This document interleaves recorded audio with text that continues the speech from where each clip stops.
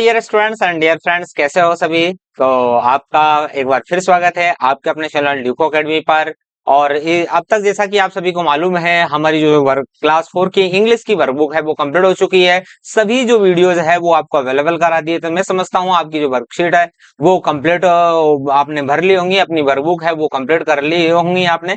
यदि नहीं दी है, नहीं करी है, हमारे वीडियोस नहीं आपने देखे हैं, तो इसी वीडियो के लास्ट में है आपको हम कंप्लीट प्लेलिस्ट अर्थात जिसमें सभी वीडियोस सीरियल वाइज दे रखे हैं वो अवेलेबल करा देंगे, जहां से जाके अपनी वर्कबुक है वो आप इजिली है वो सोल्व कर सकते हैं। ओके, तो चैनल पे नए हैं तो चैनल को सब्सक्राइब कीजिए एवं वीडियो को लाइक करके अपने दोस्तों के पास है वो आप शेयर कीजिए। ओके, तो देखिए जैसा कि आपके सामने है इस वीडियो में हम यहाँ सोल्व करेंगे। जैसा कि आपके सामने दिखाई दे रहा है, क्लास 4 की इंग्लिश की हॉलीडे होमवर्क की जो वर्कशीट नंबर फर्स्ट और थर्ड है, तो ये तीनों ही वर्कशीट इसी वीडियो में सॉल्व करेंगे और नेक्स्ट वीडियो में आपकी जो बची हुई वर्कशीट है उनको यहाँ हम सॉल्व करेंगे। तो आप देखेंगे कि जो ये हमारी यहाँ पर फर्स्ट जो वर्कबुक है, तो इसमें क्या दे रखे हैं, हमें इसमें दे रखे हैं कुछ वर्ड्स दे रखे हैं। तो इन्हीं को हमें अकॉर्डिंग टू देयर साउंड हमें सॉर्ट करना है और सॉर्ट करके लिखना है।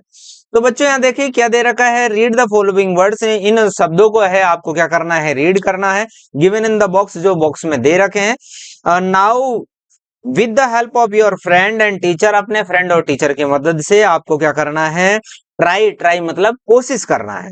To make groups of rhyming words, जो समान लास्ट वाली ध्वनि है उनके आपको ग्रुप बनाने की कोशिश करना है। वंस यू हैव ग्रुप्ड, जब तुम ग्रुप कर लो उन्हें, देन फिर बाद में उनको सही जगह आपको लिखना। तो कुछ नहीं, सीधी सी बात है। जैसे यहाँ पर कैप लिखा है तो यहाँ कैप लिख दिया, फिर ये हैट है तो हम यहाँ एटी वाले में लिखेंगे, ये हैट लिख दिया। इधर है मैड तो एडी वाले में हम मैड लिख देंगे।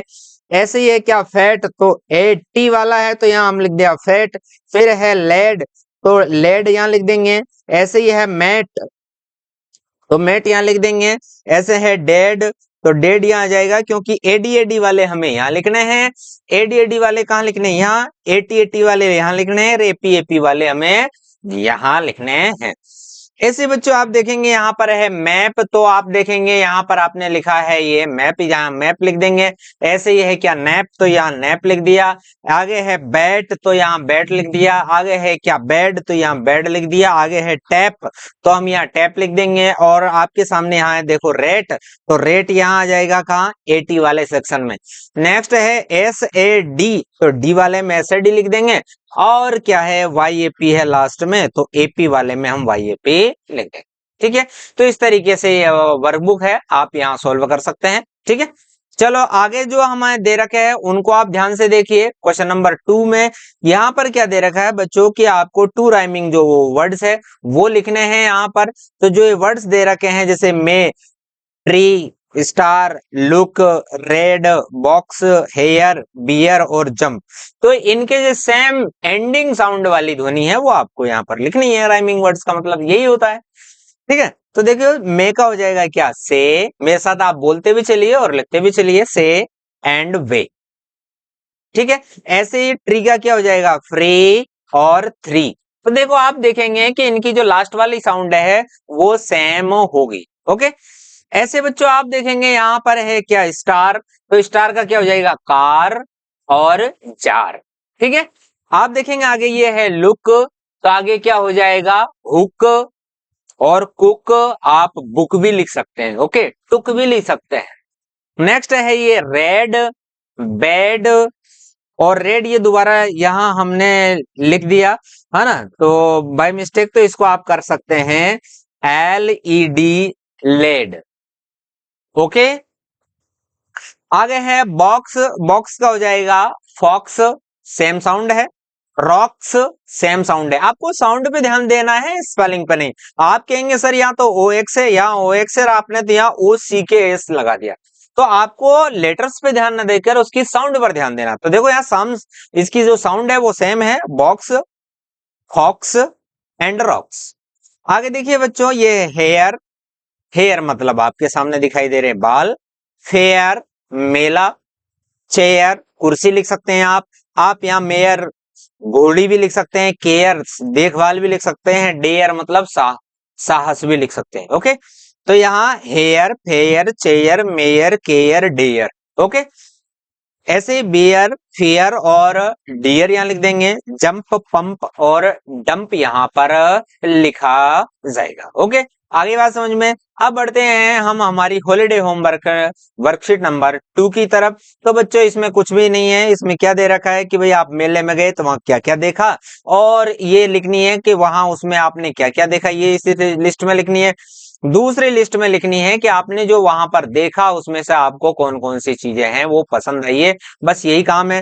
तो देखो जैसे कोई बच्चा मेले में गया तो उसने टॉयज देखे, हैंडीक्राफ्ट आइटम देखे, यूटेंसिल्स बर्तन देखे, ईटरीज देखी, खाने पीने की जगह चीजें देखी, और स्विंग्स झूले देखे उसने वहां। आगे पीपल है वहां, उसने बहुत सारे लोग है, भीड़ थी वो देखे, काउस देखी, टेम्पल्स देखे, और क्या देखे, क्लॉथ्स देखे। तो आपको ये जो लिस्ट है ये कंप्लीट आपको लिखनी है। अब बच्चों को जो भी चीजें पसंद आती है आपको, मैंने जो जरूरी नहीं है कि मैंने जहां यहाँ जो आइटम लिखे हैं वही आइटम आप लिखें, आप अपने हिसाब से और भी आइटम लिख सकते हैं। ठीक है, समझ गए ना आप। तो देखिए जैसे बच्चों मैंने यहाँ पर लिखा है क्या, टॉयज, आपके सामने दिखाई दे रहा है क्या, टॉयज। फिर है स्विंग्स, झूले बच्चों को बहुत पसंद होते हैं। टेम्पल, वहां मेले, कहीं ना कहीं मेले के आसपास, टेम्पल के आसपास मेला लगता है। आगे है गेम्स, गेम्स भी जो वहां खेले जाते हैं, आपने देखा होगा वहां पर उसको मारते हैं, या एक तो डायरेक्ट बर्तन उसको हिट करते हैं बॉल के माध्यम से, और दूसरा आता है वो गन वाला गेम आता है, बड़ा आनंद आता है, आपने देखा होगा। आगे है टॉय ट्रेन, बच्चों को बड़ी जिद होती है टॉय ट्रेन में बैठने की। आइसक्रीम खाना बड़ा बच्चों को पसंद होता है। पॉपकॉर्न तो है ही पसंद। और क्या है, बलून्स, बच्चे वो जब भी मेले में जाते हैं बलून्स जरूर खरीदते हैं, क्योंकि बलून्स के बगैर क्या बचपन। आगे है लॉलीपॉप, छोटे बच्चों को लॉलीपॉप बहुत पसंद आता है। तो इस तरीके से है, ये लॉलीपॉप की स्पेलिंग आप लिख सकते हैं। तो इस तरीके से ये वर्कशीट नंबर 2 है वो आपकी फिनिश होती है। अब बढ़ते हैं लास्ट, हमारी इस वीडियो की लास्ट वर्कशीट है वर्कशीट नंबर 3। तो वर्कशीट नंबर 3 में बच्चों क्या है, यहाँ पर आपके सामने जैसा कि दिखाई दे रहा है, इसमें क्या है कि आपको यहाँ 3 अलग अलग सिचुएशंस दे रखी है, और इन 3 अलग अलग सिचुएशंस में क्या है, आपको अब उसी के अनुसार है काम करना है, और फिर क्या करना है, आपको उसी के अनुसार काम करके क्या करना है, यहां पर लिखना है। ठीक है, बात आ गई समझ में आपके। चलो देखिए, तो आते हैं हम हमारे वीडियो पर।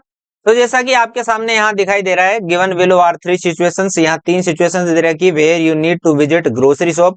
तो आप क्या है, ग्रोसरी सामान की दुकान पे आप गए, या फिर एक स्टेशनरी किताब कॉपियों की दुकान पे आप गए, या फिर एक फार्म, एक जो है किसान के खेत पर गए। तो उन कंडीशन में आप क्या क्या प्रश्न पूछोगे, कल्पना के आधार पर आपको यहाँ पर बताना है। तो पहला तो है कि क्या है कि आप ग्रोसरी आइटम खरीदने के लिए एक ग्रोसरी की बुक पर, सॉरी शॉप पर गए मार्केट में, तो आप वहां क्या क्या क्वेश्चन है वो पुट करोगे। तो अपनी इमेजिनेशन, कल्पना के अनुसार सोच विचार के आप देख सकते। तो पहला प्रश्न मैंने लिखा है, आप अकॉर्डिंग टू योर विजडम और अपने सोच के अनुसार चेंज कर सकते हैं, और आप चाहो कि सर हम तो यही लिखेंगे तो लिख सकते हैं, लेकिन समझते हुए लिखना, बगैर समझे लिखने का ज्यादा सेंस नहीं होता है। ठीक है, तो यहाँ पर देखिए पहला जैसे इन्होंने उदाहरण दिया है, do you have fruits and vegetable, तुम्हारे पास क्या वेजिटेबल है, फ्रूट्स और वेजिटेबल है। वो आगे पूछ रहा है बच्चा क्या, कि what is the price of apples, apples की क्या कीमत है। तो ऐसे ही आप कोई क्वेश्चन पुट अप कर सकते हैं। तो हमने आपके यहाँ पर लिखे हैं, आपके लिए लिखे हैं क्या, 4 क्वेश्चंस, 4 क्वेश्चंस। तो जैसा कि आपके सामने दिखाई दे रहे हैं, पहला है do you have cow milk, अरे तुम्हारे पास भाई गाय का दूध है क्या। What is the price of cow ghee, गाय के घी की क्या प्राइस है। तो बच्चों मैंने यहाँ पर ये जानबूझ के दोनों ही गाय का घी और गाय के क्या नाम है दूध का जो सेंटेंस है वो लिखा है। ये इसलिए कि आप सभी को ये मैसेज देने के लिए कि बच्चों आजकल क्या है कि भैंस का दूध और घी बहुत ज्यादा इस्तेमाल किया जा रहा है, लेकिन मैं चाहता हूं कि बच्चे हैं इंटेलिजेंट हो और लंबी उम्र तक उनकी स्मृति है बहुत अच्छी रहे, ताकतवर बच्चे रहे। तो आप भैंस के दूध को छोड़कर गाय, देसी गाय के दूध को पीजिए, उसका घी यूज करिए, आपका माइंड है वो शार्प रहेगा और आप लंबी उम्र जिएंगे, और बिल्कुल आपका इम्यूनिटी है वो हाई रहेगा। नेक्स्ट है क्या, लेकिन आप यदि कोटा और जयपुर जैसे बड़े शहरों में रह रहे हैं तो इस चीज का बगैर विशेष ध्यान रखें कि आप वहां पर कोई नकली दूध ना लें। हाँ ठीक है। नेक्स्ट है क्या, what is the price, what is the price of 1 kilogram sugar, 1 kilogram sugar की कीमत क्या है, तो ये भी आप लिख सकते हैं।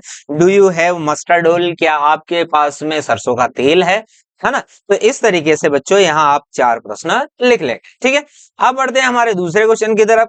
तो देखो यहाँ दे रखा है, इमेजिन, आप कल्पना करिए कि आप क्या है स्टेशनरी आइटम लेने के लिए मार्केट में गए, तो आप वहां क्या क्या बोलोगे दुकानदार से, वो सब है।